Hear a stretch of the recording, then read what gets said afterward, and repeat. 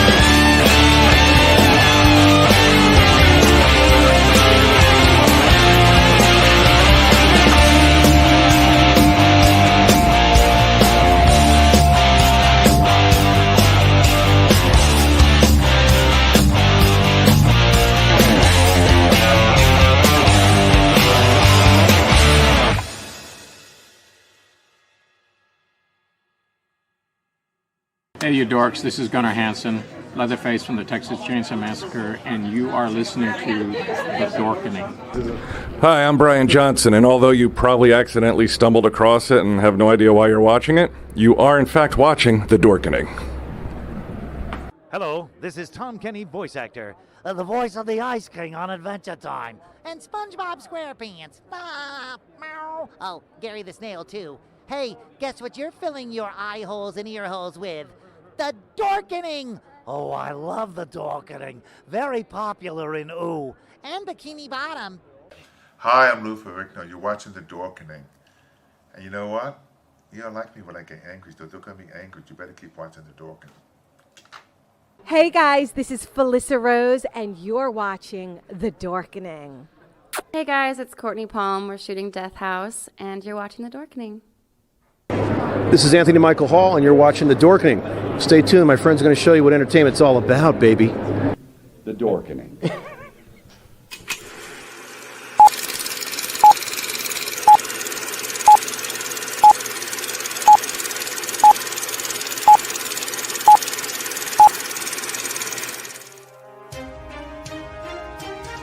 The Dorkening and all affiliated shows are not intended for anyone under the age of 18. The following may contain discussions or scenes that have adult situations, graphic violence, nudity, strong sexual content, and graphic language. This show is intended for mature audiences only. Viewer discretion is advised.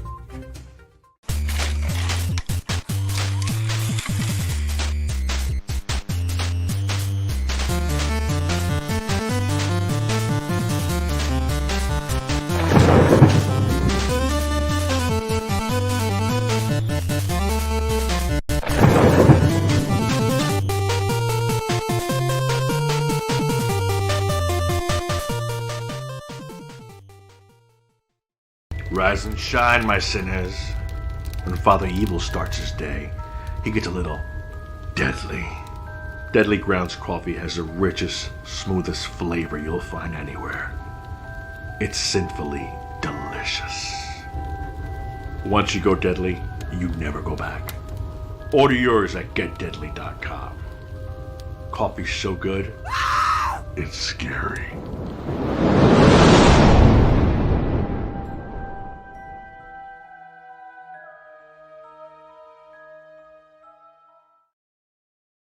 And here we are. We are now live for another awesome episode of The Dorkening, special recording tonight on a off night, but it is worth it because there is a ton of shit happening right now.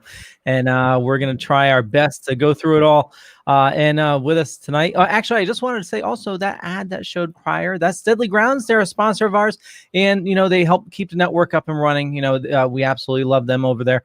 And a little mom and pop shop. They're here in Connecticut. Make the best coffee you'll ever have. Check the show notes down below or up above if you want to get some amazing coffee. And with that, James, hello, sir. I know we really don't have shows where we have instantaneous reaction to news. It's very rare, and fate be what it may be. Is I'm glad the show got pushed to tonight. I know, and call it fate, call it destiny. I believe we were meant to get kicked out of this dump, and do what? To go in business for ourselves. Love it. Yo. Hey everybody. I'm tired, but this is gonna be a fun show. So. Oh yeah, it is, and thank you so much for. You must be exhausted. Yeah, that's life. Yeah, we're almost through. So much news. So much news, though. I thought you said there was so much nudity. I'm like, what event did you watch? No, we're not talking about Cyberpunk 2077. I want the Red Bane trailer. Steven. Hello, everyone. Yeah, that's there's still news coming out from whatever he's choking on the news. Just way too much of it. And what was that? We heard you, Alex. Hi, how's it going, everybody? Oh my God, I can't believe they finally announced Boss Baby 2 Family Business. Now we finally Did you see the trailer? What? Oh, fantastic! Yeah, it's must-watch television. And it's all the show's going to be about tonight, so buckle up, people, because we're going to break down why is he an adult now, and now we're going to find out how they revert back to babies. Okay, all right, let's hop into it. It's all magic. Well, you see, they have a formula. If you go to my clickbaity YouTube channel, you'll be able to find out what this means and how it connects to the other DreamWorks franchises. Okay. Nice. Okay, we need to know. Okay, you'll see a thumbnail of me going like this, with a lot of red arrows pointing everywhere and circles. Yeah. Well, that's every YouTube. Yeah, I hate those videos. It's every video he posts on YouTube. But I also see my analytics hasn't shown that most of you guys haven't subscribed to my channel yet, so make sure you get on there. Yeah. If you want to subscribe to Alex's channel, it's in the show notes. No, let's hop into it. My God, Ed. Oh God, so much. There's so much announced right now. So we were gonna do our show yesterday and talk about the crazy Spider-Man news that was happening, and that has since been trumped by today. Oh yeah. Oh my God. Yeah, and James is wrong, but let's get it out of the way. And so everybody was supposed to be in Spider-Man 3. We'll cover that first because I know Disney news is still flooding in, and I believe their announcements just ended. So we'll give it a couple minutes for it to wrap up. But confirmed Jamie Foxx as Electro, Benedict Cumberbatch as Doctor Strange, obviously. Alfred Molina back as Doc Ock has been confirmed. Rumored, all these are rumored so far. Charlie Cox returning as Daredevil. Tobey Maguire was seen fitting for his suit. William Dafoe and Dane Dehaan possibly reprising their roles as Green Goblins. Kirsten Dunst and Emma Stone for MJ and Gwen Stacy. Andrew Garfield for Amazing Spider-Man. And Kraven is rumored. That's all? That's all I've heard so far, unless you guys heard anything else. If they bring back John Bernthal or Thomas Jane, please, as Punisher, then everything's going to come full circle. I mean, actually, we won't cover it, but John Bernthal is getting a new series as well. So I just saw that. Was there any Spider-Man news I missed? I know this was announced, but okay, so Sam Raimi is involved with Multiverse of Madness. So Could this potentially mean we might get Bruce Campbell in one of the movies? Or be an announcer? I wouldn't be surprised if if there is a running joke in this where he shows up as all three of his characters in it. He has to be Mysterio. That's what they were building up towards. And if Mysterio is going to be like implied at all, it'd be great to have like his Mysterio show up. Well, I mean, like I said, I mean, for me, I'm jumping right into all the news of what Kevin Feige said about Elizabeth Olsen being in Marvel's, in Doctor Strange, and then he literally glossed over any Spider-Man news. Did anybody catch that when watching it? He was like, "Well, it'll wreak havoc in Spider-Man as well." So, but we're gonna pivot right there, and I'm like, "Well, what do you mean?" Like, so I think you're gonna see a lot of the after effects of that movie spill over into Spider-Man. Yeah. So, I mean, I wouldn't be surprised if you see the reverse too of Spider-Man in Multiverse of Madness as well as like that end credit or that mid credit scene. That kind of connects everything because, like I said, he just glazed over that very quickly and didn't go back to it. And I kind of was like, what? No. Oh, and then I was like, ooh, more stuff. Sorry, Stephen, just real quick. There was a video. Tom Holland did an interview and they asked if there's any chance of a tie-in with Venom. He paused for a second and he said for legal reasons he couldn't say anything, and he was with his brother and his brother had a big smile and he was trying to cover it with his hand. So well, supposedly the toys were released already for Venom and they showed Venom with the Spider-Man logo on his chest. So really, yep. What were you gonna say, Steve? I just had a theory. I mean, they already had an animated Into the Spider-Verse, and with the Multiverse of Madness taking place before Spider-Man 3. I'm just assuming with all these characters, this Spider-Man 3 is just gonna de-evolve into a live-action version of some form of way into a. Steven, you're not wrong whatsoever, and I think Sony is the ones pulling. Because Sony owns they have all the clout. Yeah. Like they own Spider-Man. So if they want to make an on-screen Spideyverse, then that's on them, and Marvel just has to go along with it because they want to play with their toys, and they're gonna be like, if that's what you want to do, then we'll do it, and kind of begrudgingly do it. But like I said, the good thing about it, the other movies don't need to reference that, which is nice. Yeah. Like if you have all this stuff, like they can be like, oh, Doctor Strange, that's great, and Elizabeth Olsen, but realistically, those are the only two characters that are confirmed for the Spider-Man movie. Like everything else is Spider-Man Sony property, which is nice. But you saw it with J. Jonah Jameson. You saw that they were going to pull from that stuff. So, but again, I don't think there's happy that J. Jonah. Doc Ock is back. Just because I feel like he played that role perfectly. Well, the question is, and this is my one concern about Doc Ock, what Doc Ock are we going to get? Are we going to get the Doc Ock from Spider-Man 2? Or are they going to try to recontextualize it? Because it's very hard for some characters to go back to the character they played X amount of years ago and give the same performance. Yeah. What do you so is it going to be, I mean, is it Alfred Molina going too hard to be like he was in the original Spider-Man 2? Or is it going to be a new interpretation, which I would love to see another interpretation of the same character by the same actor. Yeah. Or maybe it's what happened afterwards. So maybe we get he was reformed for a while, something happened, and now he's kind of. Well, he died, didn't he? Yeah, he did. Yeah. He washed up shore somewhere. Yeah. Sergio, hopefully cons will be back at some point, and I'm sure we'll all be hitting cons. Beth, they better not ruin Spider-Man, she says. So one of the rumors, it's the third movie, so probably. Yeah, they probably will ruin it. We're gonna get a emo dancing Tobey Maguire. They're all going to dance together. There we go. Dance off. That's the post credits right there. Dance off to the galaxy. I do think that maybe this could imply that they're probably going to jump multiverses and probably interrupt Spider-Man 2, possibly, and just their interactions, why they brought the actors back, interspersed with footage, because I would not be too surprised if they use the Raimi movies where JJ is using that line of like, Doctor Strange. Oh wait, that's taken, and then boom, he comes right in. You know, it'd be one way to retrofit it. I know for what they were saying is Jamie Foxx's Electroid is going to be Electro. Electroid?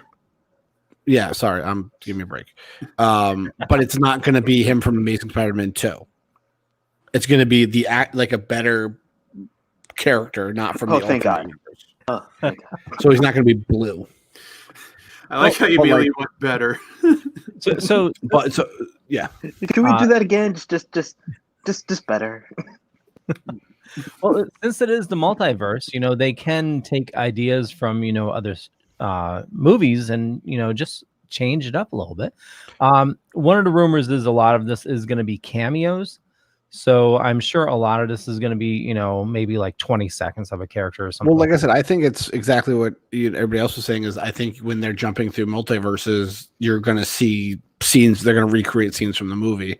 Yeah. I mean, they've basically said in more ways than once, you know, this is probably how they're going to reintroduce. This is how they're going to pull Deadpool into the current canon of the MCU.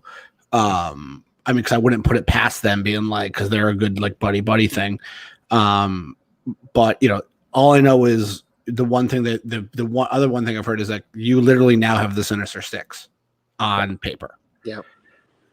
So is this them jumping multiverses because somebody's collecting these villains to be the best? These are the best incarnations of these villains across these multiverses to fight Spider-Man. Like, who knows? I know Vincent D'Onofrio has been very much heavily pushing to be Kingpin again.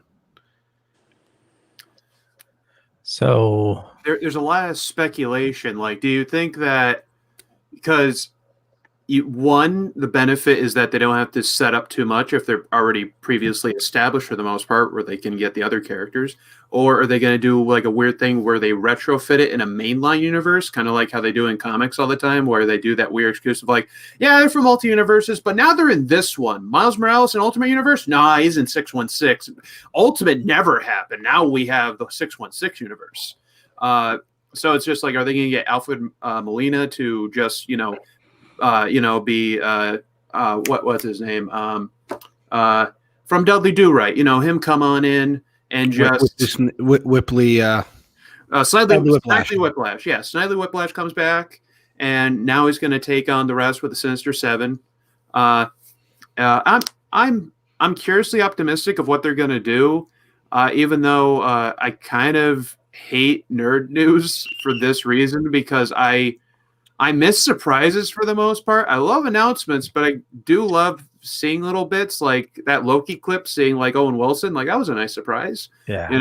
Yeah. I know that's a jump ahead of other stuff, but it's just like genuine little surprises. And I'm excited for like what else they have for like Spider-Man in particular, because I know a lot of criticisms was, Spider-Man is a bit far from the comics, is a bit, not aligned right, even though they kind of said that his origin isn't really done yet to become the standard Spider-Man we mostly know, because he's kind of they've kind of been using Tony as a surrogate Uncle Ben in a sense, So I'm just really curious what they're going to do with Spider-Man. Is this going to be a way to screw with how they did his whole identity dirty in the last movie?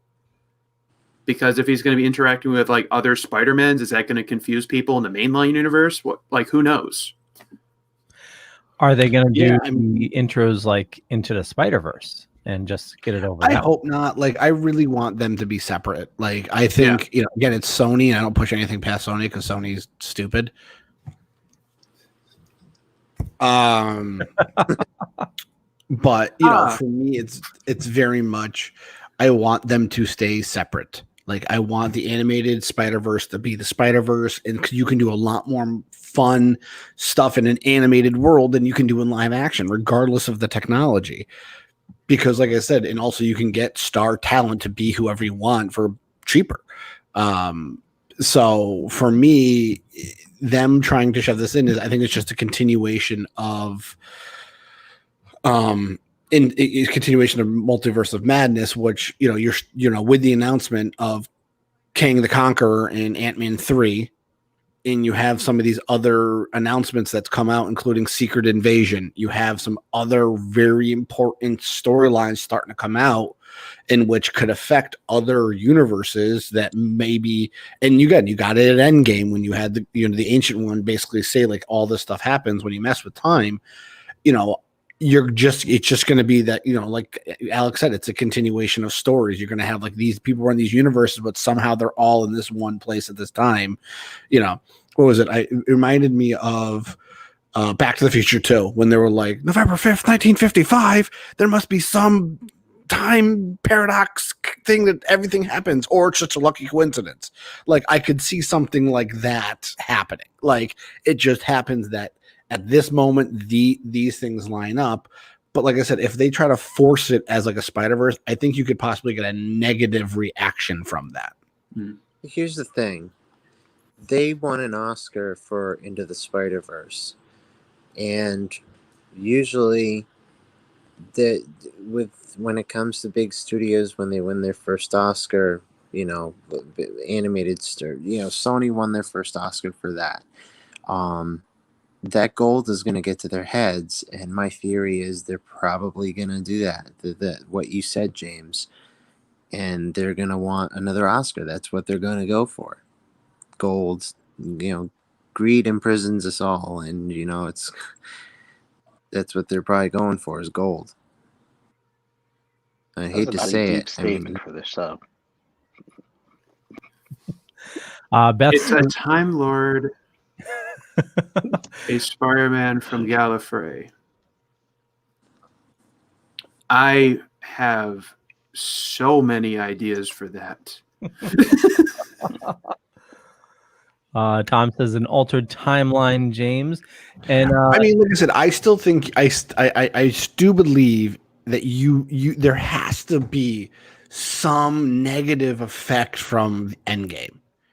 You can't not have some effect from that, and I don't think we've seen it yet. I think I know this is what we, but like I think eventually we have to see, because you literally altered time to fix your reality. There has to be it's comics. There's always consequences. Yep. Like like I said, I think you saw a little bit of it in Homecoming, Far From Home. And I'm hopeful that like the Multiverse of Madness is a little bit more of that. And you said you had the Quantum Verse or Quantum Mania for Ant-Man and the Wasp with Kang. I'm in Secret Invasion and all this stuff that they've hinted at recently. I'm hoping that's the effect of what happened in those two movies. So I personally think that because of the effect from Endgame and all this stuff that happened with the multiverse and everything that seems to be what they're going for the next thing, I think people who are snapped back, people who returned, have had their genetics altered due to the timeline being twisted and all that. So some people may have mutations and probably effects from that. That's you mean the X-Men thing that I said like 3 years ago? Yeah. Okay. What were you gonna say, Yo-Yo? I can see that happening. I don't know. It just as root in World War II. I'm so sorry. I didn't mean to interrupt you. Sorry. No, it's all good. Well, the snap, the energy from the snap could have done something. I mean, you had 2 snaps on Earth, or 3 snaps. At the same time, though, you have Quicksilver and Scarlet Witch who were able to harness the power of an Infinity Gem. When the other subjects die, there has to be some reason why they were able to do that. According to the visual history guide, which was altered right before Infinity War, was the origin of Scarlet Witch was they were affected by an Infinity Gem that unlocked something that was hidden, a power that was hidden. Hmm. Wonder what that sounds like. I am so excited for all the things that's coming for Marvel because, this is just really all these announcements are very tip of the iceberg. Because of the unlock of all this ability and power, we're going to also probably have a great introduction to the next big bads, meaning Doctor Doom, Galactus. Yeah. Well, Doom will probably be in Fantastic Four, which I'm unbelievably excited they announced. I kind of hope they don't. I really don't want Doctor Doom as the first villain. I really don't. I want Mole Man. Neither do I. I want them to do the very first story where the iconic cover of them fighting like these things crawling up from the ground in New York. Yeah, they've beaten Doctor Doom to death twice. No, 3 times. No, they've never done actual Doctor Doom. That's the issue. They never did him proper, except for the Roger Corman movie. Well, sad enough. Even the guy who played Doctor Doom with the Jessica Alba version, I thought he was awesome as Doctor Doom. I thought his character was because I liked him from Nip Tuck, and I just think he has that demeanor. Doesn't sort of save a bad script, though. No, I'm not. I'm not saying that. Oh no, I'm saying I agree. I'm agreeing with you on that. Like that's what I'm saying. I like him as Doctor Doom. They didn't do him justice as who Doctor Doom is and how powerful he truly was. And then, even though you got the hint of it, he's on his boat back to his home country and stuff like that. But again, they just made that go away. So, if they're gonna go back in their of the toy chest of the Fox movies, please, I'll take him back as Doctor Doom. I'll take him back in 2 seconds. I thought he was very, very well done. The actor who portrayed him, give him a good strip and a good director, and let's see what he can do with that character, and not make him shy away from the actual mystical portions of his life. The dude has powers from hell and has the intelligence of Iron Man and rules a country. I would totally want that dude from that German guy from Christopher Waltz. Yeah, I think he would make a great Doctor Doom. Christoph Waltz. Yeah, and who the hell knows? I'd even be down for the dude from Breaking Bad. I'd be down for him too. Bryan Cranston. Yeah, Bryan Cranston. I'd be down. I'd be down for him too. But I don't. It would depend. It would depend if Doom actually takes off his mask or not. If he doesn't take off the mask, you can do anybody you want. Yeah, but I'd want someone that would be able to carry that. I want someone that's able to. But anyway, the point I want to say is that I think that movie was a really good rendition of a Norman Osborn. That he's not really, the big dictator, ruler, big bad that he was in that movie. I do think he was a good villain, but clearly different flavor. But who knows? I need to still see more of that guy, I guess. I was still and I just feel like you're not going to get Norman Osborn anytime soon. And I still feel like, you have an unbelievably great ability to load up the MCU with a lot of B villains who can help pull the strings in multiple movies. Like I said, you movies into the series as well. Because but that's what I mean. You can have the Kingpin come back. You can have Doom. You can have Osborn. You can have a lot of these characters you can play with, and either having them as the man behind the curtain, the shadow, or a very good red herring. How great would it be to be Fisk is a bad guy? He's a bad guy, but this time, you know what? He's not. He's working. He's partnered with this person. Tombstone. Okay, we're playing the video game now. All right. No, or a Hammerhead. Just all these other. Yeah. So, like I said, I'm very curious. Like I said, they dumped a lot of updated information on us today. And by the way, I think it's very funny, how for She-Hulk and for Hawkeye, they're we can officially say that Haley Steinfeld's Kate Bishop. I'm I see photos of her on set for the last 2 weeks saying there she is.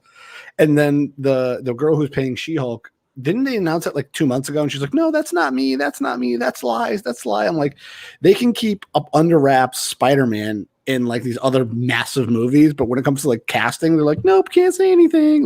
Guys, just also they said that the Shang-Chi finished production.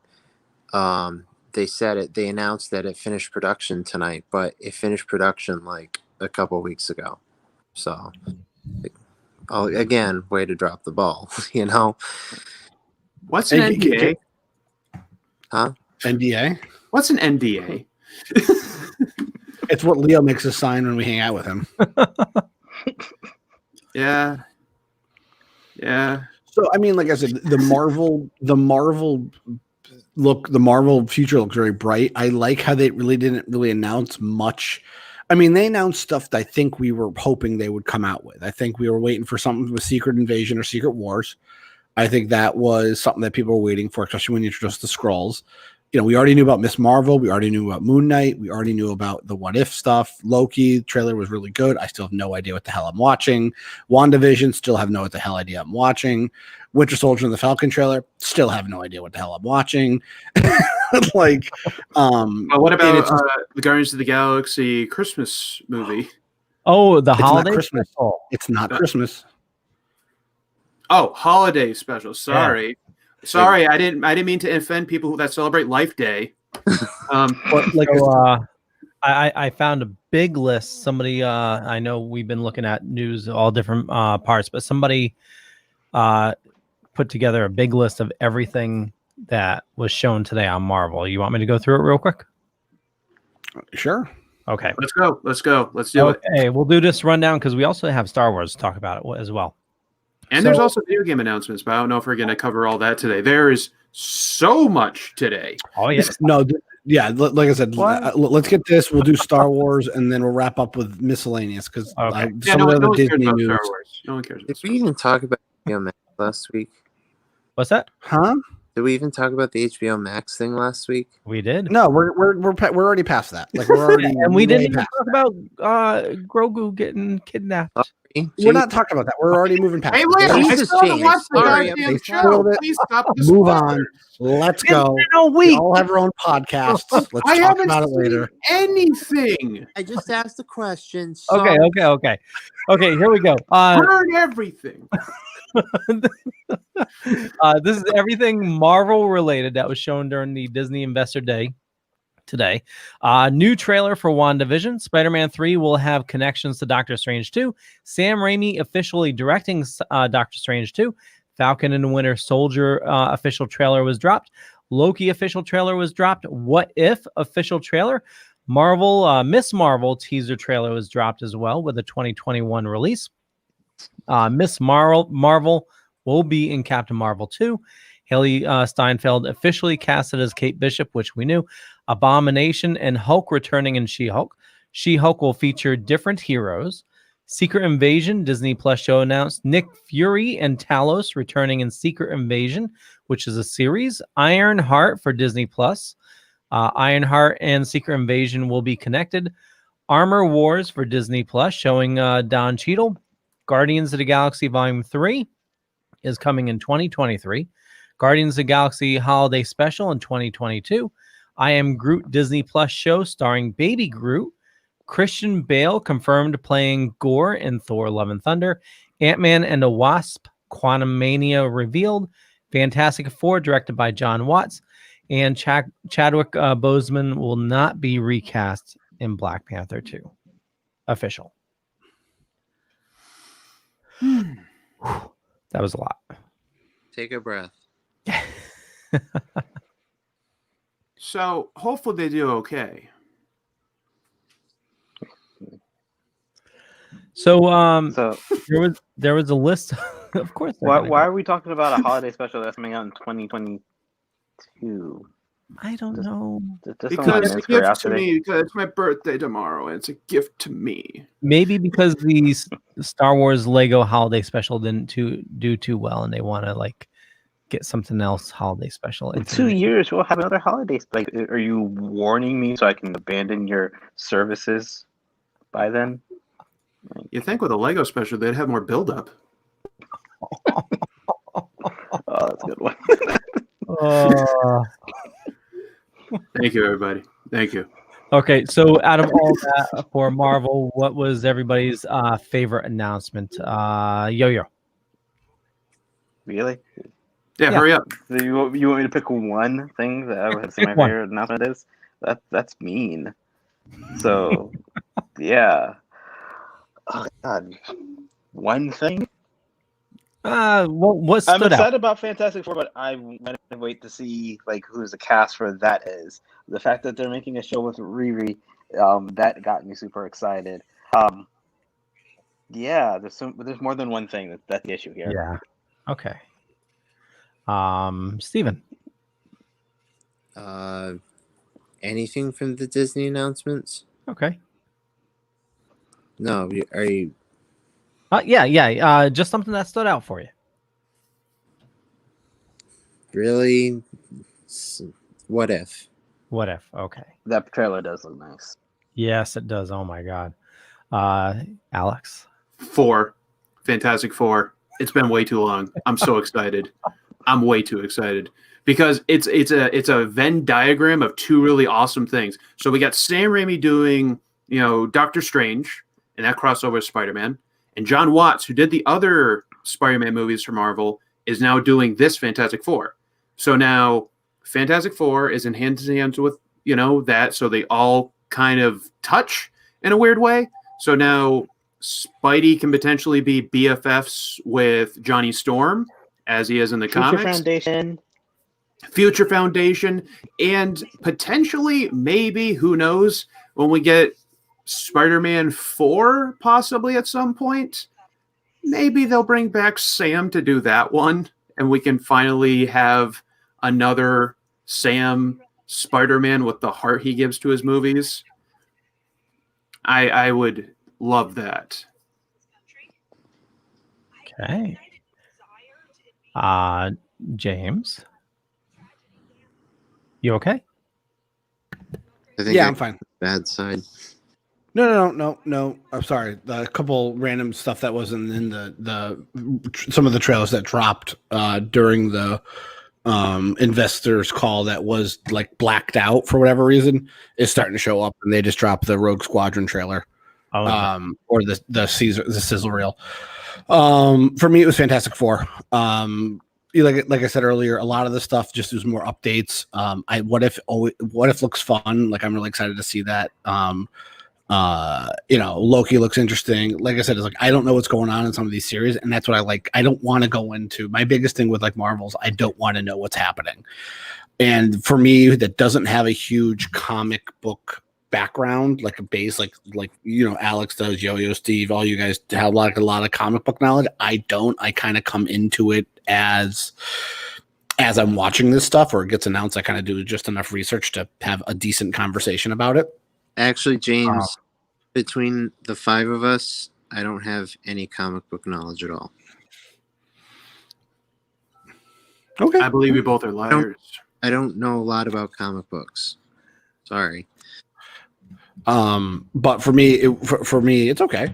No one's going to take that to heart. No one's going to be super offended. No, but like for me, like Alex said, it's like I think there were so many failed steps to get Fantastic Four off the ground, and a lot of stutter steps that were tough to stomach through. And it can be a really, really, really good story because you have unbelievable hundreds, decades of comics of the Fantastic Four and some awesome stories in there. So I'm very, very curious to see what they're going to do with it and see how they're going to bring it into this universe, because it's going to be something that it's after the fact. They're not starting with them. Like, it's not like Iron Man where they're part of this universe.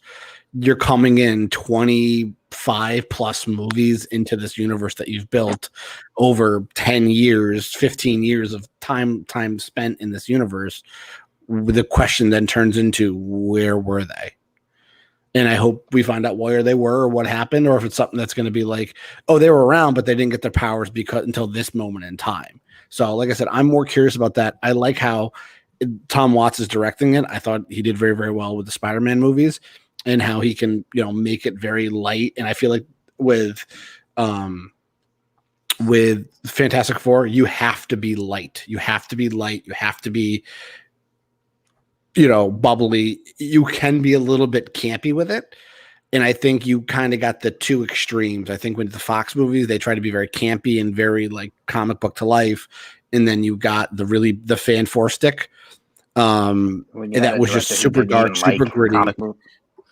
Yeah. And again, but again, it was one of those things, like even looking at it, like even the casting was like, okay, like I like some of their casting choices. It was a terrible script to begin with. And I think it was just one of those studio movies that Fox was like, we have to put a movie on to keep the rights to it. That's literally the only thing it was. Yeah. Yeah. So I'm very excited. Commercial. Or no, Gatorade commercial. I'm very excited about Fantastic Four. Miss Marvel, again, I'm excited about too, because I think that's a pretty cool character. And I'm kind of glad they confirmed that she was going to be in Captain Marvel too, because you can't have Miss Marvel without somehow Captain Marvel being more than a 5-second footnote in 2 movies. So can I say one other thing about Fantastic Four? Is that from what James is saying, all that is that, okay, so Fantastic Four is announced. Don't know where it's going to drop on the timeline of when it's released and everything. But would they do a thing, because obviously Rick and Morty has a lot of inspiration from comic books and stuff like that. So like the Council of Reeds is a thing from multiple universes. Oh, yeah. So is it possible that this Fantastic Four is not technically from our universe? Because if anybody knows comics, Tony Stark has nothing on Reed Richards' intelligence. He is the smartest man in the MCU, in the main comics and whatever else. Everything is built from the Fantastic Four. They built outwards. This universe specifically was made from Iron Man outwards. Even all the concept art, everything else, everything stems from Iron Man. So we kind of live in this universe where they never existed. So if they're suddenly introduced, you can then kind of have the excuse of like, okay, what if somehow their universe got corrupted or destroyed or something, ended up here or something like that? Or maybe they did a weird thing where the existence universe, but the conscious of another universe snapped into this one. Who knows? But maybe the snap could have done that. They're from a different dimension. But there's a lot you can do, but I want to see like how they're going to do it. I also wonder if they actually do the Council of Reeds, if people are then going to be like, oh, they're just ripping off Rick and Morty now. Or the same when they introduced Dr. Doom, when people are like, oh, they're just ripping off Darth Vader, even though Darth Vader is a mixture of Dr. Doom and Martian, Marvin the Martian. That's a literal like mixture of that inspired George Lucas. I have a theory on where Fantastic Four may land. It may land after Quantum Mania, the Ant-Man and the Wasp, because I heard a rumor that Reed Richards may appear in Quantum Mania. That sounds like a stretch. This just said. Well, no, I can confirm Steve's rumor with that. No, yeah, you got a groan from me. Yeah. No, I can confirm what Steve's saying, because you've already run into a couple other scientists that worked with Hank Pym in Ant-Man and the Wasp, that they were saying Reed Richards is the next scientist you could cross off that's worked directly with Hank Pym regarding something. Geek Life says Marvel Zombies. That's how we're going to see in Fantastic Four. Actually, I think, it'd be great to see Marvel Zombies in either Spider-Man 3 or Multiverse of Madness, because you can get Ash fighting off to Marvel Zombies. There could be like a quick scene with that. Can I also say? No, I don't think they're going to touch Marvel Zombies. I think it's too much of their PG image. You're going to get like hints of it, but they're not going to do a full thing. They did. Saw the what if trailer, right? Right. Well, but again, what they're if not going to have crying Spider-Man zombie because he ate Mary Jane and Aunt May? I don't think they would want to do that. Well, probably not that. Hey, Justin. But keep going, James. What are you saying? No, I'm just saying, like, it just makes sense for them that, like, if they're going to do these one-off things, like Marvel Zombies would be a what-if story. Yeah. You're not, and that's the extent I think you're going to see it. And I think you got a little taste of it in the Mysterio scene from in Spider-Man Far From Home, where you saw Tony Stark. You saw Tony Stark coming from the grave, and you see a little bit in the What If trailer. But that's going to be the extent of it. I know everybody wants, and we said it multiple times in the show, Bruce Campbell in Spider-Man 3 as Ash. He's not going to be it. Like I mean, in other, like, I'm not ruining it. Like, I don't want you to come back after seeing this movie being like disappointed. Like, I think you're going to see Bruce Campbell in a cameo, like he's notorious with Sam Raimi films. But like I said, he's basically said in more than one occasion, like, I'm done playing Ash. Like, I will steward the next thing, but you will not see me on screen as Ash ever again. Yeah. They just announced Evil Dead the game. But is it a live action or is it him doing his voice? Well, it's a video game. Geek no, Life. but I mean, like, they literally just announced it.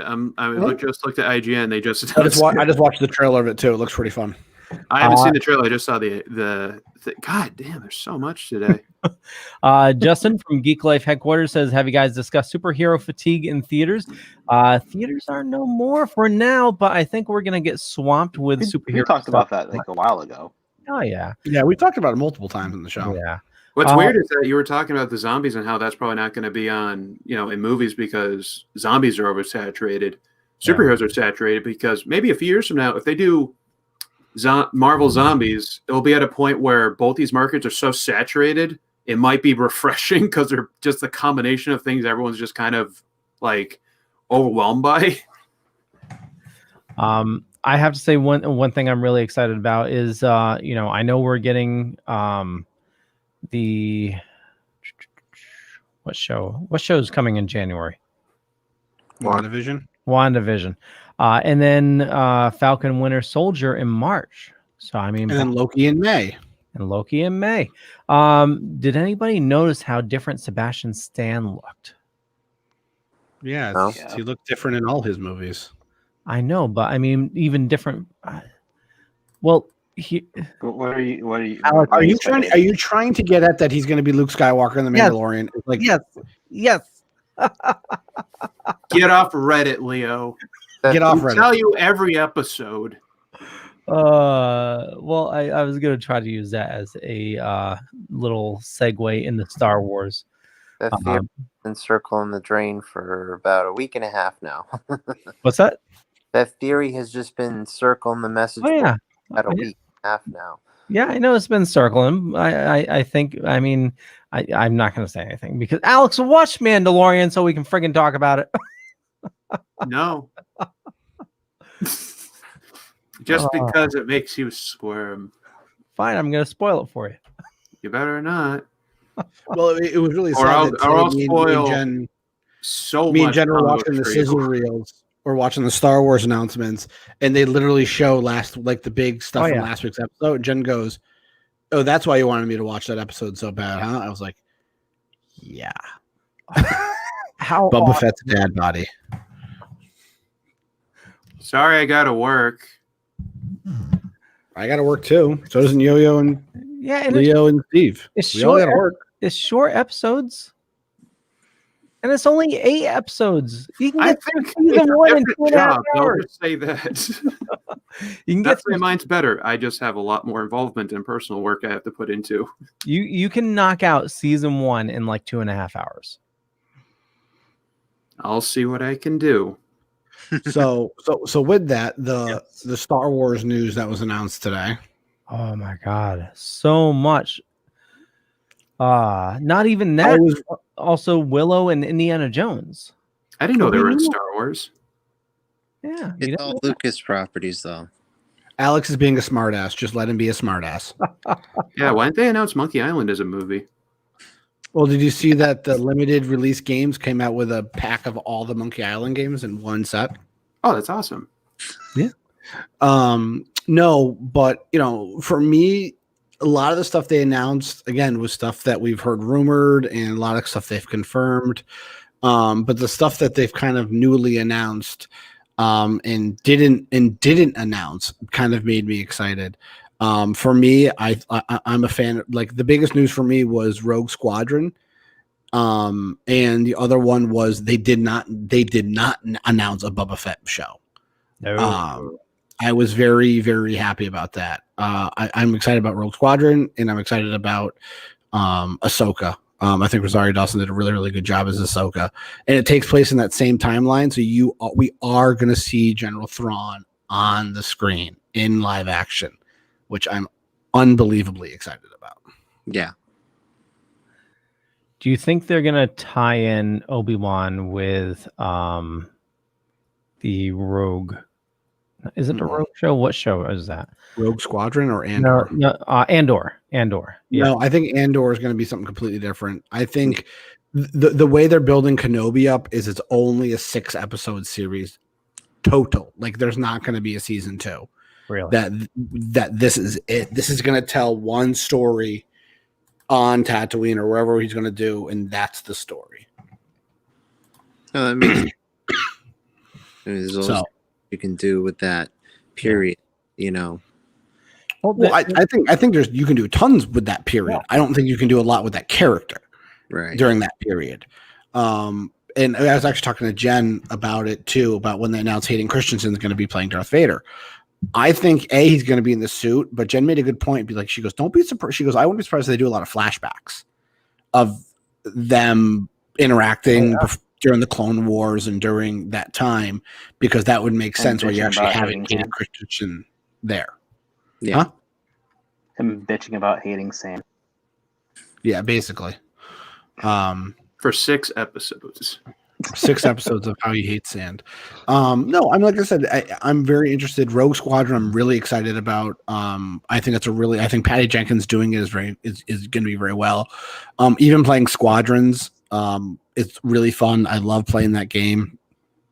I like the dogfighting. So if they do it like an old World War II film, like the dogfighting that like George Lucas gave to ILM when he's like, this is what I want to see in Star Wars, I'm gonna be very excited like to see what they do with it. So everything else is kind of background noise for me, like Lando, okay, whatever, like a droid story, great, whatever, but like those are the big 3 that I like: Rogue Squadron, Ahsoka, and like I said, even the Rangers of the New Republic. Let's see what that's about. I'm interested about that. So the Bad Batch, I'm interested in that, but like I said, it's very much Rogue Squadron, Ahsoka, and like I said, I'm with Andor. I think it's gonna be very interesting to see how they do that. But what about a droid story? Leo, kick yourself out of the room. I'm curious. I hope it's a Wall-E movie. And I did Wall-E. What Children of Blood and Bone? That's not Star Wars. It's based on a book, from what I read. That's a Lucas that's just a Lucas movie they're making. So I'm with you, James. I'm interested in the Ahsoka story. I'm interested in the Rogue Squadron story. I'm also interested in the Obi-Wan Kenobi story. The Republic story, I can't remember the title. Leo just had the thing up. The Rangers of the New Republic? Yes. But also, I'm interested in Willow, given the fact I saw it like 6 months ago for the first time, so I'm really interested in seeing it. And also, given the fact I'm a nerd, Indiana Jones 5: Escape from the Retirement Home. So, so the one thing I would actually watch that. I'm not even being facetious. I would love to see Indy as a grouchy. Actually, cut that. Just Harrison Ford. That's just Harrison Ford. They don't even have to put Indy as a name. Just like have him in a home, just being like, I'm busting out of here. Oh yeah, sure, Indy. So here's the thing. Kennedy confirms that Indiana Jones 5 will be the final film of the series starring Harrison Ford and director. They got a comma there. Okay. So it's the final film of the series. Okay. The way I read it is that it's final film starring Harrison Ford. They said Harrison Ford is Indiana Jones, and that's a role they would never recast. Okay. I thought, maybe unless you had River Phoenix, but I just don't like. I get it, like he's the character and all that, but also doesn't that kind of hurt the brand in a sense? Because you can do obviously Bruce Campbell is Ash. He's very hard to replace. You can't really do more without him, but you can still do Evil Dead without him. Like the Evil Dead remake was really sweet, but Indiana Jones is that title. It's kind of hard to do that without Indy in a sense. And there's tons of actors that could totally take on that mantle or do spiritual successors like Uncharted and all that stuff. And also they tried kind of semi doing that with Shia LaBeouf, but you know how that all is. But it just, it feels kind of weird. I mean, would you ever want to do like an Indiana Jones like spiritual like time skip where it's like his grandchildren or whatever in modern day or something? If you were going to continue the franchise in some form, I'm just worrying about like what would they do with the brand? What's that, you? Just let sleeping dogs lie. He said, "Put the dog down, Leo." Well, I mean, that's how we get National Treasure, right? That's also a Disney property. Maybe they tie Indiana Jones. Maybe Nick Cage is Indiana Jones's like grandson. And everyone clicked off this video just now because of that. Justin from Geek Life says, is this going to be a Chris Claremont Willow sequel? The only thing they mentioned is Willow will be a Disney Plus series serving as a sequel to the film of the same name. Yeah, by the way, Children of Blood and Bones is not a Lucas property. Is it? The name sound familiar. It was a book. That's all I saw. I didn't see more about it.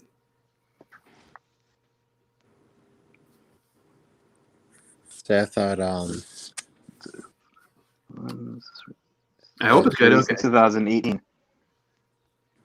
So it's pretty fresh. Yeah.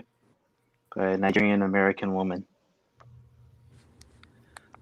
Tom says, I wonder if a droid story will follow C-3PO and how he got his arm red in The Force Awakens. I think they just need to stay away from R2 and C-3PO. They just did they explain his arm in the comics? Yeah, it was a comic. They did a tie-in comic. Isn't that great with a Star Wars franchise? Is that you should tell all the important or interesting stuff outside of it and just make the story overly convoluted, and the only people that appreciate it are hardcore Star Wars fans and not for the outer most public.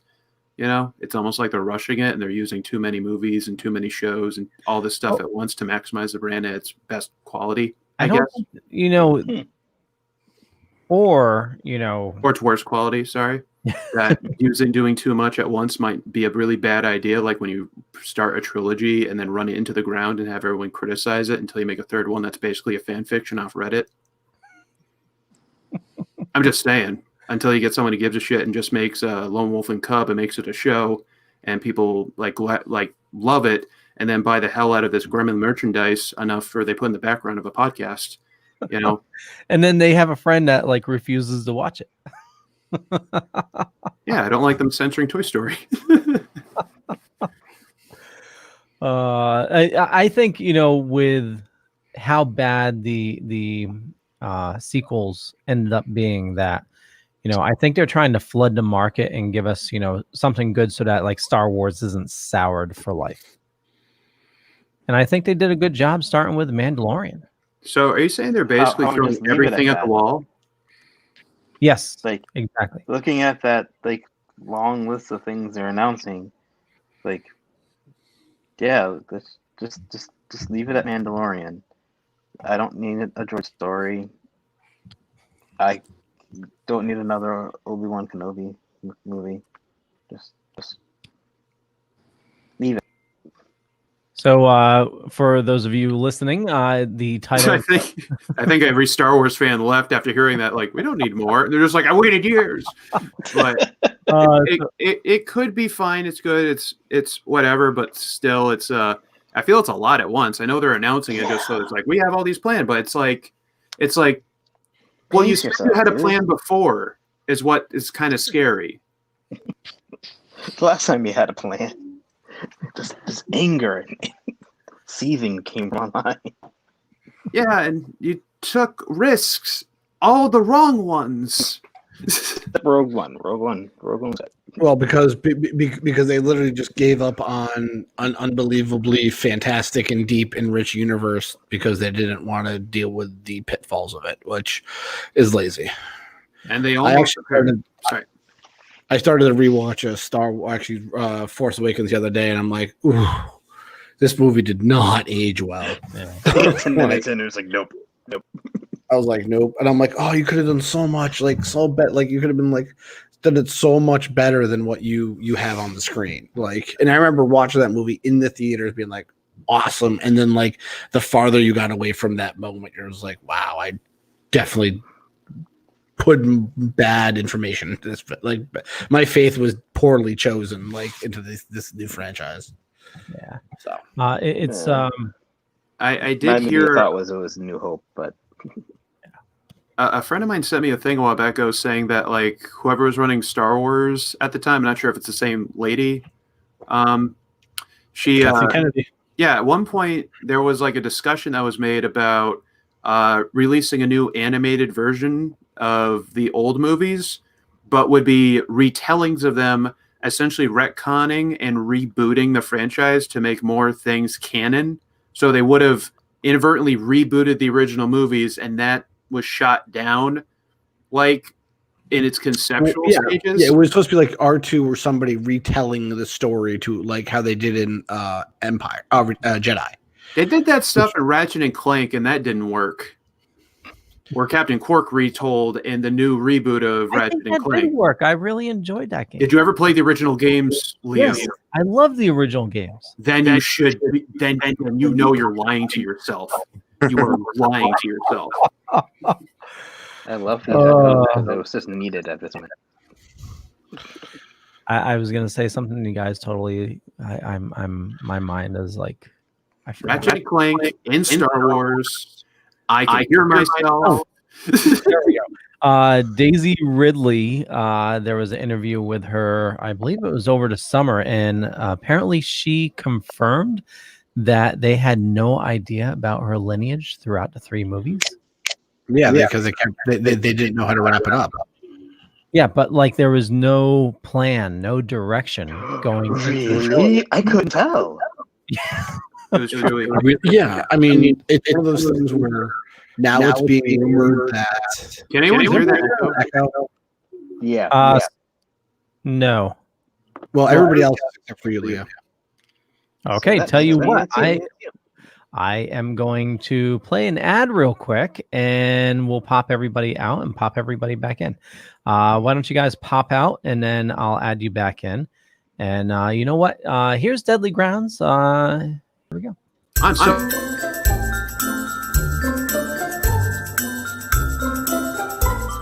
Are you tired of those boring, predictable gifts? Every holiday season, it's the same old thing. A pair of socks, that terrible holiday sweater, or how about that fruitcake? Oh, if I get another fruitcake, I'm gonna tear into someone's esophagus. Anyways, why not try something bold this holiday season? And nothing screams festive like a zombie Santa with your coffee. Bold, robust, delicious. Deadly Grounds coffee. It's coffee to die for and zombie approved. Why not get a little deadly this holiday season?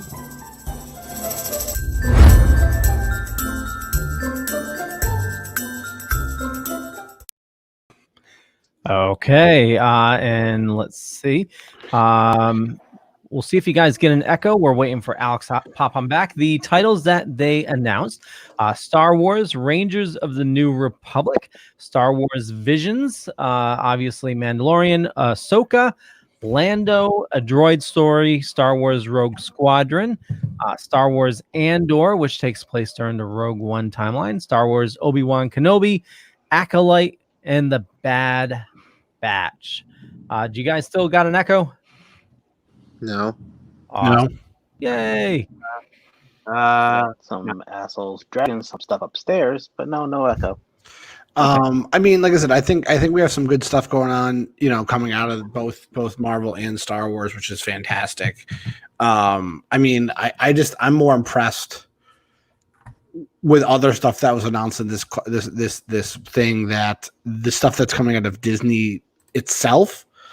13, they announced, no joke, 15 TV shows or movies that are going to be Disney Plus exclusives. 13 are reboots or sequels. 2 of them are original IPs. Wow. And did they say they projected 250 million subscribers by 2024? I don't know. I mean, they blew past their number this year. They were projecting. They have 83.3 million subscribers. So I can't always count on pandemic. Huh? You can't always count on a pandemic. to kind of No, I don't think people's I don't choice for think you entertainment. can. Sorry, it's 86.8 million total paid subscribers, and they're adding Star in select markets. So Star is going to be their adult or the mature R-rated movies that are going to be like a tile in Disney Plus. So that's where Yo-Yo saw the red band stuff. Yeah, it is. Ah, yeah, Early boy. access. Man. Early access. Yeah, doggy. Yeah. So, like some of the stuff they did announce that is from like from Disney itself. You know, Hocus Pocus 2, which I know a lot of people are excited about. Swiss Family Robinson, I think that's pretty cool. Like I even made a joke when I was in Disney, being like, they still have the treehouse. I wonder how long that's gonna last for. And they're making a new show for it, which is really cool. You know, Percy Jackson and the Olympians look pretty cool. Like I think that's a cool book, and I feel like it can do better with a series. But for me, the one thing I'm very, very excited for, and I put my hands up so happily when I saw it, was Chippendale Rescue Rangers. Chippendale. And the voice of Chippendale is going to be John Mulaney and Annie Samberg. Oh, nice. And I think Monterey Jack is going to be Seth John Rogen. Goodman. I can see think that. it's Seth Rogen. Two Or announcements. John Goodman. The two announcements the live action announcements I thought that kind of took me by surprise was Sister Act 3 and 3 Men and a Baby. What? yeah. Who asked for Sister Act 3? Nobody. Nobody's asked for Sister Act 3. That's what it took me by surprise. Did you guys see that other announcement that Disney had? No. Yes. Lightyear. All day, yes. I was so fucking excited when they announced that. What? And they're like, this is going to be awesome. Okay. Hold on. Explain. What's Lightyear? Okay. Really? So Buzz Lightyear from Toy Story. Oh, yeah. Okay. Right? It was based on a giant franchise. Like they even made the On Star Command cartoon and everything. So now Disney has taken the initiative and they cast Chris Evans of Captain America fame to play in this actual movie Lightyear. That's going to be based on the franchise that inspired Buzz. Yeah, and so supposedly Pixar said, like, we made this character. It was not just a toy. It was a toy based on something. And this is the basis of that something. And it's going to be, it's a young test pilot, Buzz Lightyear, and how he becomes a space ranger. And it's going to be done by Pixar. And I saw, because I looked at Jen, I was like, and I made a joke. I was like, oh, look, it's Tron 3, like jokingly, like watch Pixar do like Tron 3. And I'm like, oh, that's awesome. And then I saw Lightyear and I'm like, oh, my Jen, look at you. Like, that's so cool. And like, I was like, yes. So is it animated? It's going to be Pixar. It's going to be an animated movie. Okay. It looks awesome. Wow. Can I throw my hat in this one too? Is that I really hope because I'm sure they're going to go in a bit of a darker, more mature direction because they're going to make that epic out of this. Is that I hope the post credits of Lightyear will just lead on a Westworld note and it will just say Roundup. That'd be cool. I'd be so excited for that. I was disappointed they did On Star Command, but they didn't do a Woody's Roundup cartoon. Well, who knows? Like I said, I think this is pretty cool how they're kind of taking their properties, inside properties, and making them like reimagining it. Like I said, that announcement from Pixar really got me excited, just because it was something I wasn't expecting. Yeah. And I joked around with Jen being like, watch, it's going to be like Cars 17 or watch it be like Monsters Incorporated 2. Like, and they didn't announce a single sequel. They didn't, which I thought was really cool. And that how a lot of their stuff is going to be of fresh IPs, which I feel like is their bread and butter right now is Pixar's initial things. And the more I see of Soul, the more I'm excited to see this movie. Like, it looks really good. Soul comes, is that Christmas Day or does that come out before? I'll be watching a lot of stuff on Christmas Day. Yeah. What else are we getting Christmas Day? Wonder Woman. Yeah. Okay. And Soul. And then again, I have a and family, guys. God. And what? It's about family. Yeah. It's Christmas, everybody. Family. Merry Christmas, old savings loans. Gosh, dang gosh, guys. Has the pandemic really done this damage to you guys? Huh. Don't you know that Christmas is about all of us? We're a family. Have you ever saw that movie Lilo and Stitch? They say a word called Ohana, and that apparently means family unit. So in those announcements that Disney made, especially that they announced a lot more of like the live action stuff that's coming out. Like supposedly there was a sizzle reel for Cruella, which I still think looks pretty cool. Like I am a fan of Emma Stone. In the one picture they keep showing everybody, I'm like, I'm still interested in seeing this movie. They didn't announce Hercules, and they've already announced that movie's coming out, and the Russo brothers are directing. Really? Mm. They also MODOK. They didn't say anything about MODOK. Well, MODOK's Hulu, and I think they tried to separate that from this because they really didn't announce anything for Hulu. Yeah. But the one thing they did announce was Alien on FX. Mm. And it's going to be the guys who did Fargo and the showrunner who does Fargo, as well as Ridley Scott's going to executive produce. And it's going to be set on Earth. Chin scratch. Fargo is so awesome, and that new show Ridley Scott did was, I still need to finish it, but the beginning of it is phenomenal. What is it? It's going to involve engineers and. Did anybody catch that on HBO? Raised by Nope. I heard good things though. Yeah.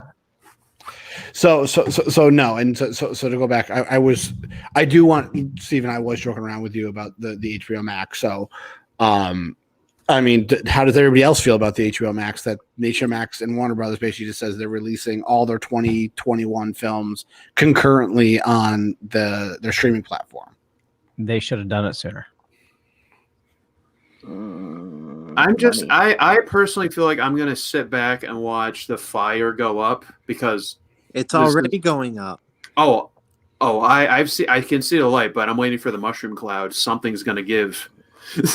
Look, when theaters reopen, obviously we're going to be so cooped. You are aware that theaters are open, right? Well, no, I mean, but not in the markets that matter. Sorry, not in the markets that matter. They're not open. Okay, so sorry. Let me rephrase that. I'm sorry that no one really cares about how much money this movie makes in Austin, Texas, or Bismarck, North Dakota. But okay, gave the merger announcement. The theater stocks went down.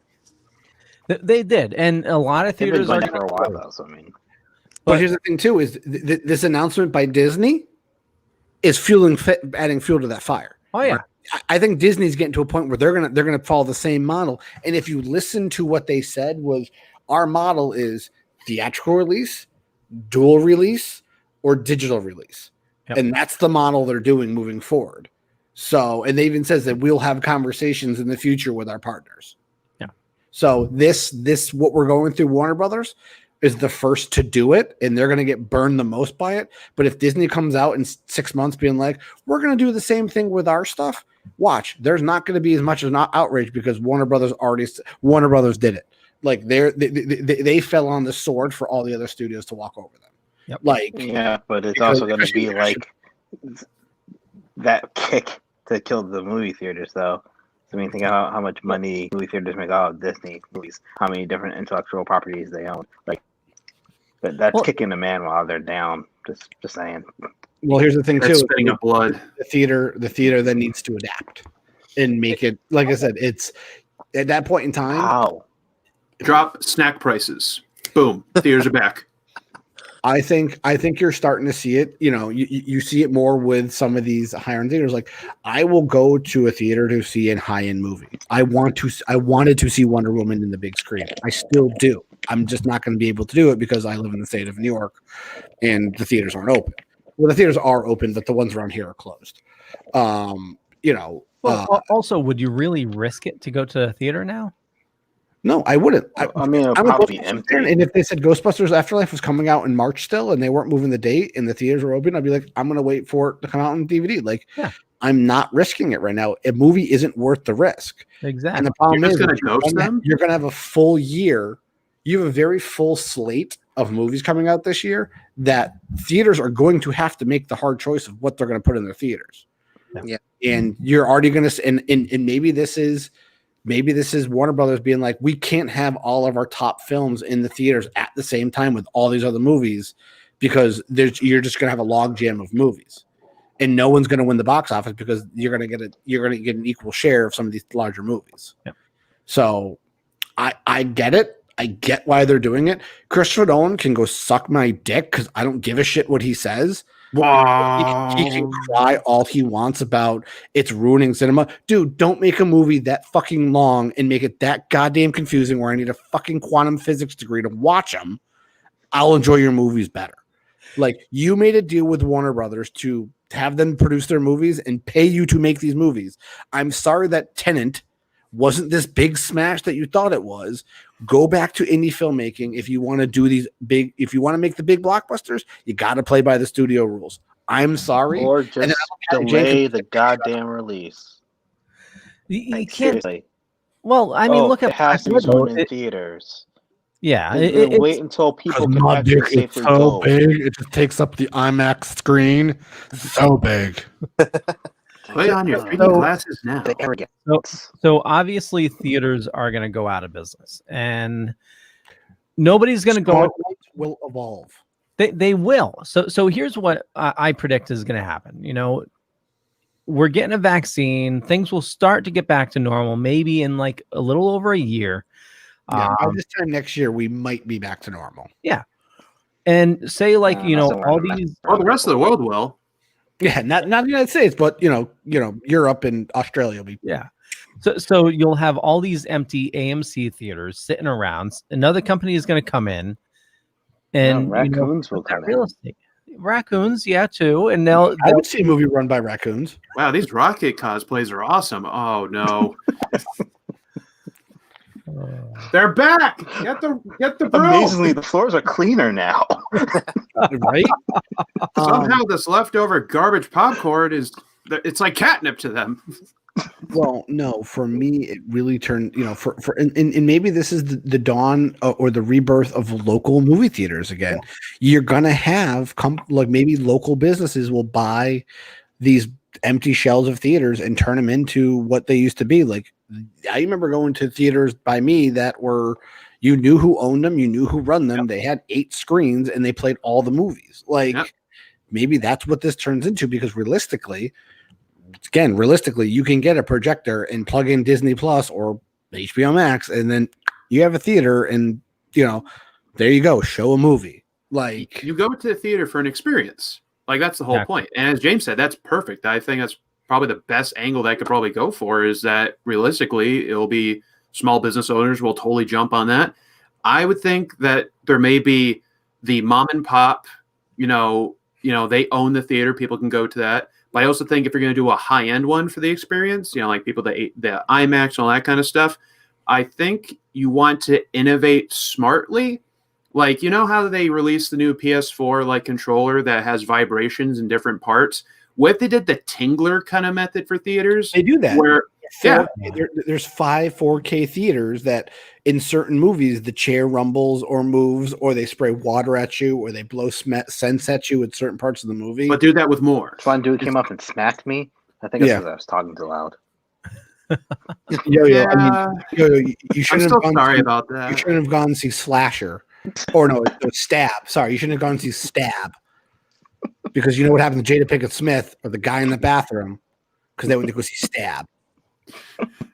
I keep thinking about that fake movie trailer that Edgar Wright made in the Grindhouse movies called "Don't." If you're thinking about going to see this movie, don't. But again, like I said, if this fails for Warner Brothers is going to be like, we took a risk, we stand by our choices, and then other studios are like, it didn't work for them, so we're just going to move forward with the normal business model. Like, we'll see what happens. I'm very curious. The plan right now is to try it for a year. Exactly. Like, this isn't like some kind of a permanent change. Given how the world is, it makes sense to lose it. Let's just hope it isn't doomed to fail.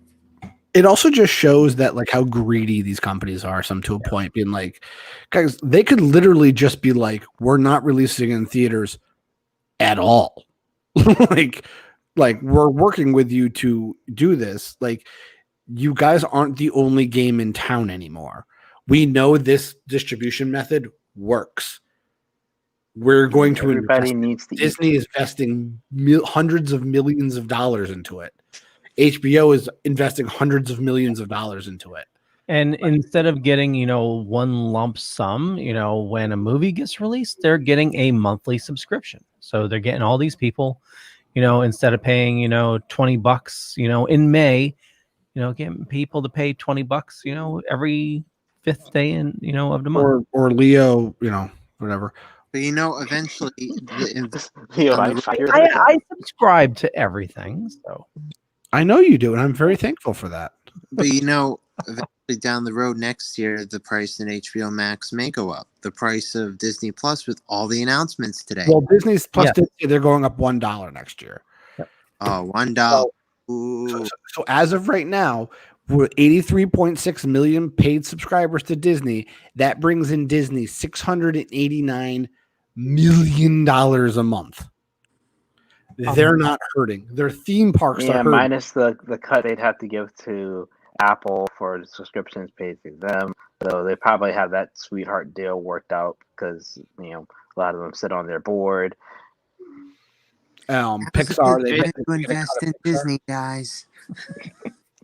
It's a very interesting time too because the theaters and all that, it means an entire hierarchy shift because studios used to depend on the theater and now it's completely flipped. Exactly. Well, don't forget, Disney owns the El Capitan Theater right on Sunset Boulevard. So, and Netflix owns their own theater too. Like, movie studios are buying up theaters so they can just put it in one theater to get the Oscar nomination. And I bet you, and I think someone that's not going to become an issue. Huh? At some point, that's not going to become an issue. So, and that's what I mean. I think someone in the comments mentioned that the Academy's even updating their screening policies. Yeah. Because that was the whole thing. You had to have your movie in a theater for people to go watch to be considered for an Oscar. And that's why Netflix had to go physically buy a movie theater in Los Angeles. They bought the Egyptian so they could show movies so they could get Oscar nominations. Yeah, I think it was this year. It didn't have to be in a movie theater. It could be on a streaming service. I think they lifted the qualification just for this year because the pandemic just... It'll be for this year. Like, I don't even know how they're doing the Oscars. They're going virtual. No, I don't know how they're doing the Oscars. Like, I can't name 5 best pictures that came out this year. Well, Mank is probably one of them because I saw that a couple days ago. Isn't Sonic the Hedgehog going to win all the awards for best movie of the year? Oh yes, I'm voting for that one. If I had my vote, it's Jim Carrey's getting best supporting actor. I would just love to be a part of history, aside from everything else that was horrible, but just to have that one levity of like Sonic somehow won every award just because nothing else could rival it. Bad Boys for Life. Wait, didn't Pikachu come out? That was last year. Wow, that was last year. Okay. Wow. No, you gotta go fast. So no, that'd be great. Being like, Sonic swept the Oscars. Dude, you don't understand how badly I want that. I'm not even that huge of a Sonic fan, but God, I want that so badly. Just because you know how badly the internet would implode if that happened. Like, we would have like a blackout for too many people collectively hive minding on how insane that would be. So I know we're running late. I just wanted to pose this one question going back to Marvel with Ryan Reynolds. Jesus Christ. Hold on. I wanted to get this in earlier, but things were going crazy. I wanted to say that theaters were busted when he was talking about Ghostbusters in theaters. I also said before that people missed out. I said it was doomed to fail, and you guys didn't get that pun either. So I know I was a really good boy, and Santa got me what I wanted for Christmas. And what is that? I have to build it. If I build it. Spoilers. Lego Death Star. Yes, the Lego Death Star. Cool. Good night, everybody. Did you look up that Millennium Falcon I told you about? No, where am I looking it up at? You're just like, there's this thing, and I'm like, okay, the internet's big. Like, you know, the guy thing is online. Have fun. It comes with 6 porgs. I know, right? I mean, how come you didn't know a porg story? I'll give a shout out to the Calgary Ghostbusters because I got their little Ghostbuster porg patch. Ah, that's awesome. Why is it so upset? It's a porg. I think they live in a constant state of being upset because they're like, why me? I love them. Now that I know that they're perpetually depressed, it gives me some inclination. Not like that happy little Grago, whatever, stupid, shaved gremlin rat that everyone's in love with. That's not worth a damn. Take that back. Take that back. Good about the airlock. Hold Leo back. Hold Leo back. Oh my God, Baby Yoda! Execute order. Execute. Execute order 67. Baby Yoda is the most adorable thing ever. I'll throw another curveball out there. What if Marvel announces, because it's mixed with Disney, instead of Marvel 616, they do Marvel 626, and it's just the entire Marvel universe, but as Stitch? Yes, Tom, I did see the Chia Grogu. I didn't see the one you tagged me in. I haven't been on social media much today. They'll grow on you. I do have to say I really hope the live action Lilo and Stitch is a joke.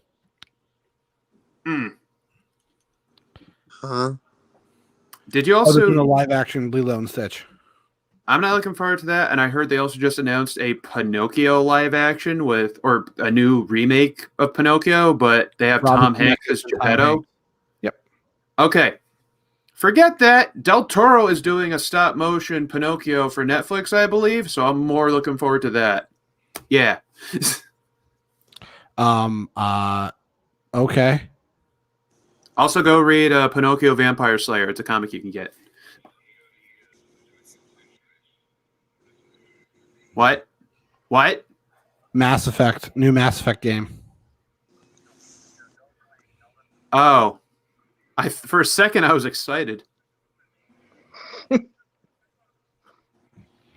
All I can think is about the dead, corpse faces they had with the Uncanny last game they came up with. No, because these are all the reliefs that came from the gaming awards. Yeah. Yeah, they even announced the new Perfect Dark. And don't they have a new Dragon Age they announced too? They also got the guy who created Dead Space is making a new sci-fi horror game. Oh wow. Oh God, the news is just blowing up. And anybody else here picking up Cyberpunk? No. I'm really considering it. Did anyone even talk about Ironheart? We mentioned it. Yeah, I mentioned the fact that I was happy because I like Riri as a character. Yeah, okay. So there's so much. There's just so damn much. And then during the show, it was announced that Tommy Lester Jr. died. Yeah, it kind of slows down the enthusiasm. Sorry for that loss. Condolences. Oh, that was an awesome trailer. I have to go change my pants. Oh God, live on show. Put that in the highlights channel. I literally have goosebumps from it. Look at that. Wow. Okay, I'll no facetious. I'm gonna check out the trailer if I got you that much goosebumps. I'll check it out later. So like I said, they announced the Legendary Edition that comes out in spring, which I'm unbelievably excited about. And I already joked around Jen, I'm buying it when I buy my PlayStation 5. I'm getting it for PS5 when it comes out because that's being released later. Because you're going to hopefully bring over the saves from the PS4. These are my favorite games, and I'm super excited. And it looks like it takes place after Mass Effect 3. Ooh. So you're staying in the Milky Way galaxy. You're kind of done with the Andromeda storyline, and you're picking up at the end, like after time has passed since the end of the last Mass Effect game. So it looks awesome. And it doesn't need the title, but it was like it shows the N7 logo and them looking for things. And then it shows like Mass Effect. It says will continue, and I'm like, yes, it will. I genuinely have a gamble for myself if I'm gonna either get the vaccine before I get a PS5. Who knows? I think I'll be able to get 2 PS5s before I get a vaccine. Can I have one of them? I get 2, hell yeah. Are you just gonna play both of them at once? I need one for each like TV in my apartment. I don't know. No, I just want one, so just in case the other one fails. You're like that dude that buys a truck just so they have the option to carry stuff, not that they use it. I might need to move something one day, so I spent all of this money. I'm lonely. That's why I have the back of the truck. Okay, they have Dragon Age 4 cinematic. Disney announced Enchanto. There's Warhammer 4000. Yeah, there's a new Dead Space creator reveals new sci-fi horror, the Callisto Protocol. And from the trailer I saw, it was a guy who woke up in a cell, and he's got like this thing on the back of his neck that has like this little light. So maybe that might be the HUD that you'll see your character, because that's one of the best things about Dead Space is that it didn't have like the HUD that broke the immersion. It was all kind of in-game. The rig on the back showed your health. So maybe they're going to do that like similarly. But so this guy woke up in a cell, and there was a creature that popped up in a cell, and it reeled back to someone watching him on the screen. And who the hell knows what that's all about? But I'm all for Dead Space, even if it's a spiritual successor, since EA completely snapped the neck dead of that franchise because they did not know what they had. Well, to be honest, does EA do anything good? Last Star Wars Fallen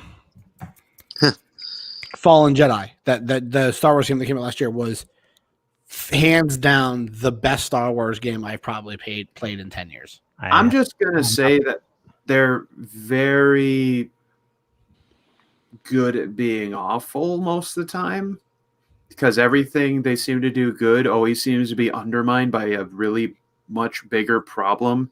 I'm not saying that the game is bad, because I heard amazing things about that game, more than recommended enough times, but I probably still assume safely at this point that there's probably something iffy too about it, just behind the scenes, just because they're very infamous at this point, just by many companies.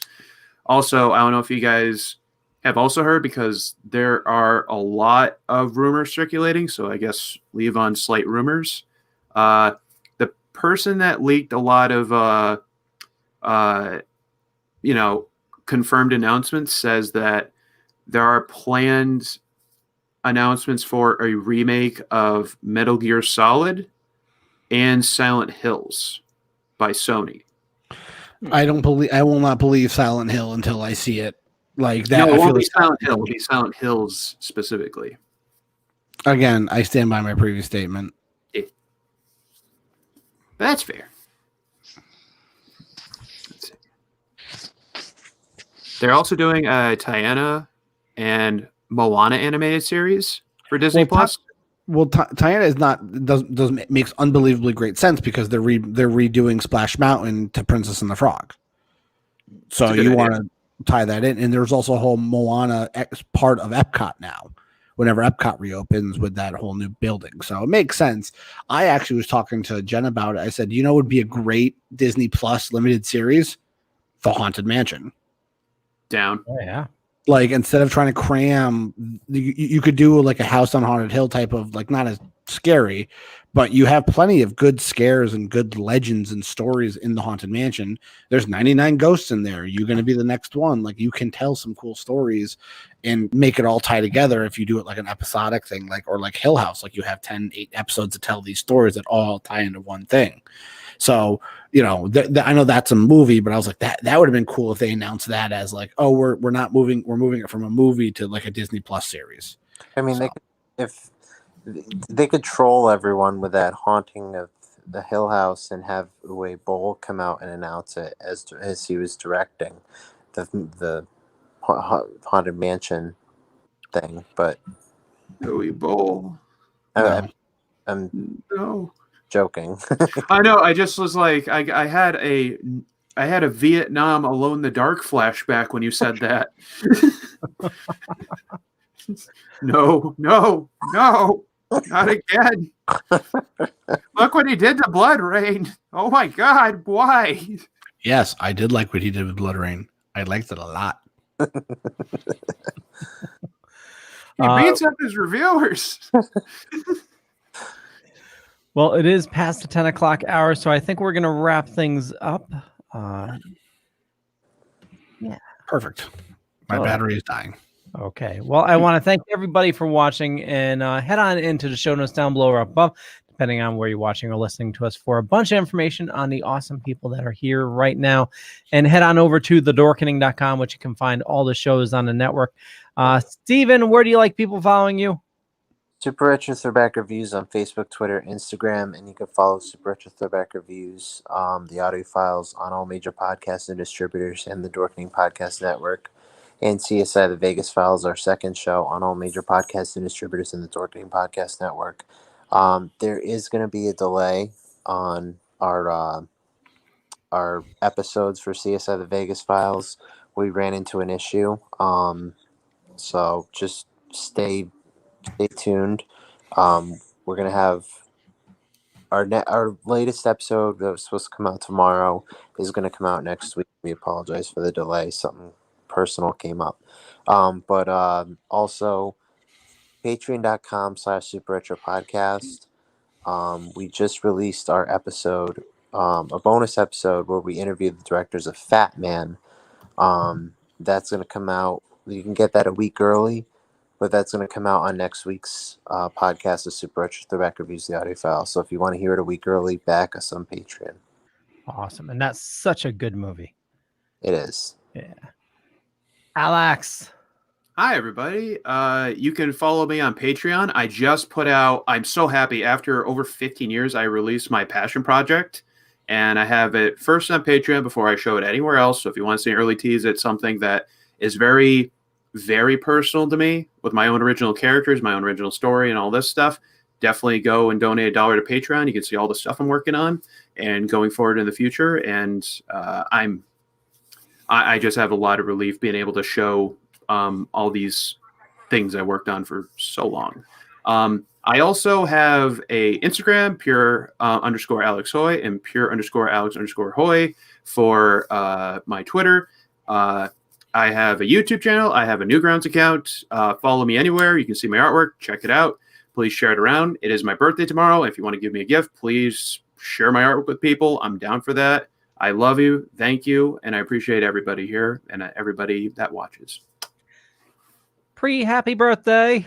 Thank you. Happy birthday, man. So you're going to hear it a lot from me tomorrow. Boymeets Phone on Twitter, Instagram, Facebook, YouTube. You also run the same social media channel.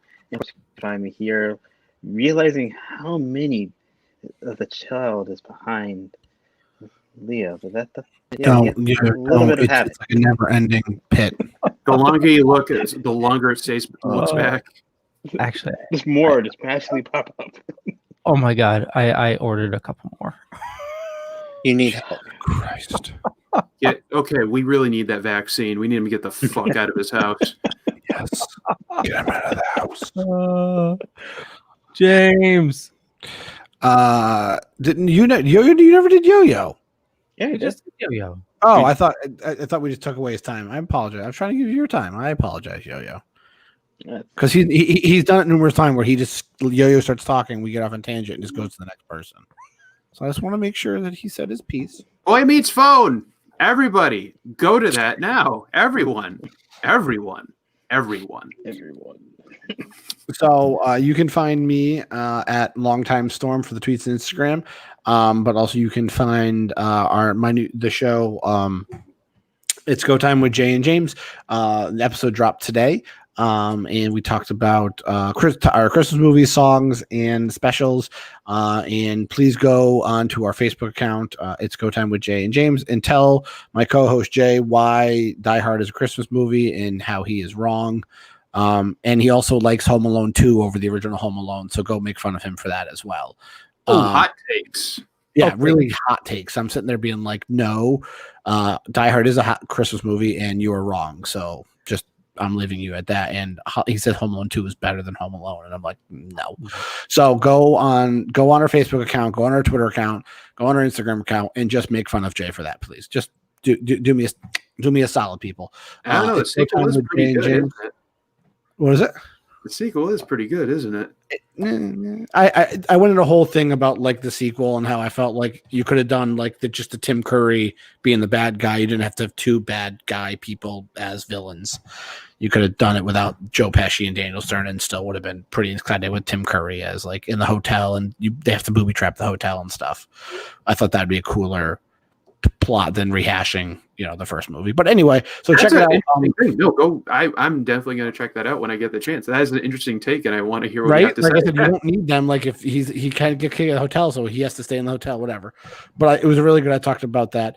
And then we actually have a live show this Sunday with Patrick from the Louder Spore Show, as well as our buddy Cody. We're going to do an NBA preview. So we're going to talk about the NBA and how we're getting ready for the season starts next week. So tune that in. It'll be a live show, 9 p.m. on the It's Go Time with Jay and James. So tune in, and we'll go from there, guys. Leo? Very cool. So Die Hard, I heard an awesome explanation to it. If you take Christmas out of the movie, it doesn't work. Well, he tried to explain to me that it's not a Christmas movie because it doesn't do certain check marks, and we went through the check marks. I'm like, well, then Love Actually, which was on his list, isn't a Christmas movie either. The same logic you're saying that Die Hard. I'm saying that Die Hard's a Christmas movie. You're telling me that Love Actually is a Christmas movie. So, like, you're telling me a romantic comedy is taking place around Christmas. That's a Christmas movie, but an action movie happening on Christmas Eve is not a Christmas movie. Like, it's the same logic that Gremlins is a Christmas movie, and so isn't Iron Man 3, but, Yeah, but Christmas is required in order for that movie to work. Oh, yeah. The whole reason he's out in Los Angeles is for visiting his kids, and they decided to attack the building that night because there's supposedly only that Christmas party going on. Exactly. Is Jingle All the Way in that check box, too, for a Christmas movie? Does it hit all the marks, too? Yeah, his mark was it had to be like a song, like it had to be Christmas songs or like images of Christmas. And I'm almost positive there's a scene that Santa's doing cocaine in one of the offices or going down on some girl in one of the offices. So, Can we get a Lightyear movie of Turbo Man? Because we get Lightyear, can't we just get Turbo as a movie or something? Oh, I know Turbo's that snail movie. Turbo. Yeah. Well, this one will be faster. We had a Turbo movie. It's called Turbo Power Rangers movie. But do kids gather around and beat the ever-loving hell out of a poor pink man in a costume? Alex, you'll be happy. There's a new Oddworld trailer that dropped today. I'm going to check that later. I want to thank you all for watching. For me, just Google Leo Pond. You find a bunch of stuff. Could be true, could be not. But more importantly, follow these awesome people and head on over to thedorkening.com. And we'll catch you guys later. Bye. Follow the cat. Please buy all the Baby Yoda merch so Leo can stop with his obsession, please. No. Just do it. Buy it all.